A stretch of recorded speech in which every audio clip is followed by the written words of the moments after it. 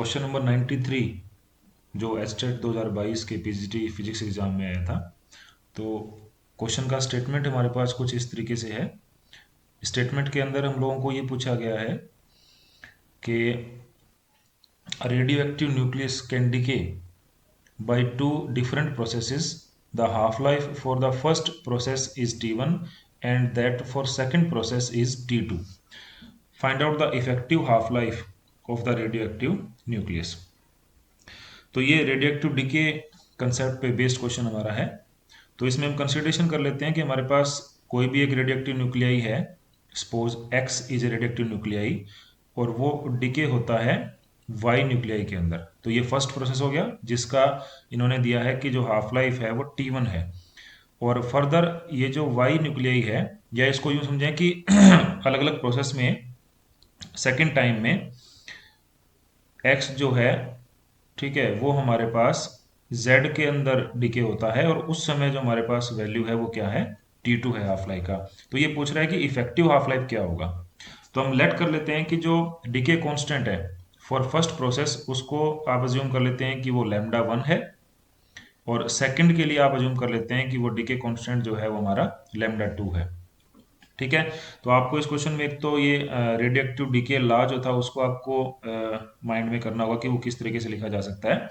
तो उसको लिखने का तरीका बड़ा सिंपल है, dn बाई डी टी, ठीक है, dn by D T is equal to minus lambda N. ये है बेटा रेडियोएक्टिव डीके लॉ। तो इस लॉ के अकॉर्डिंग आप क्वेश्चन को सोल्व करेंगे। तो क्योंकि हमें पता है कि फॉर फर्स्ट प्रोसेस डीके हमारे पास कांस्टेंट लैम्डा 1 है, for second process decay constant हमारे पास कितना है, लैम्डा 2 है। तो हम यहाँ पे अज्यूम कर लेते हैं कि जो लैम्डा हमने इस इक्वेशन में अज्यूम किया है ये इफेक्टिव लैम्डा डीके, इसको अज्यूम करें तो इसको लिखा जा सकता है this will be equal to minus lambda effective into N. ठीक है। और अगर इस प्रोसेस को कंबाइनली हम बोलें कि इफेक्टिव जैसे इसने बोला है करने के लिए, तो इसको इस तरीके से भी लिख सकते हैं, D N by D T will be equal to minus lambda 1 plus lambda 2 into N. तो ये दोनों इक्वेशन, इक्वेशन नंबर फर्स्ट और इक्वेशन नंबर सेकंड, दोनों इक्वेशन ही हमारे पास क्या है, कंपेरेबल होंगे क्योंकि ये डीके लॉ के अकॉर्डिंग वैलिड है। तो अगर हम दोनों इक्वेशन को कंपेयर करते हैं तो इसका मतलब हमारे पास में क्या आएगा, इन दोनों इक्वेशन के रिजल्ट के अकॉर्डिंग हम लोग ये लिख सकते हैं कि माइनस लैम्डा इफेक्टिव एन जो है वो minus lambda 1 plus lambda 2 into N लिखा जा सकता है। तो यहाँ से हम लोग ये लिख सकते हैं कि जो लैम्डा इफेक्टिव है वो लैम्डा 1 प्लस लैम्डा 2 लिखा जा सकता है। ये हमारा बन जाएगा थर्ड इक्वेशन। अब क्वेश्चन हमारा सोल्व हो जाएगा, बड़ा सिंपल सा है। अब हमने कंसेप्ट यहाँ पे ये लगाना है कि जो हमारा हाफ लाइफ है वो लैम्डा से कैसे रिलेटेड है। तो उसके लिए हमारे पास एक फॉर्मूला है कि हाफ लाइफ और लैम्डा में ये रिलेशन है कि lambda is equal to log 2 divide by T half, या इसका उल्टा भी पॉसिबल है कि जो टी हाफ है उसको आप ये लिख सकते हैं that will be log 2 divide by lambda. ठीक है। तो क्योंकि हमने यहाँ लैम्डा का वैल्यू पुट करना है तो हम लोग इस क्वेश्चन को इस तरीके से करेंगे कि लैम्डा को टी हाफ की टर्म में डिफाइन करेंगे। तो फर्स्ट केस के लिए हमारे पास सोल्व करते हैं अगर, तो लैम्डा ई जो है उसको यहाँ लैम्डा 1 की जगह लिख सकते हो आप log 2 divide by T1, because पहले का हाफ लाइफ T1 है।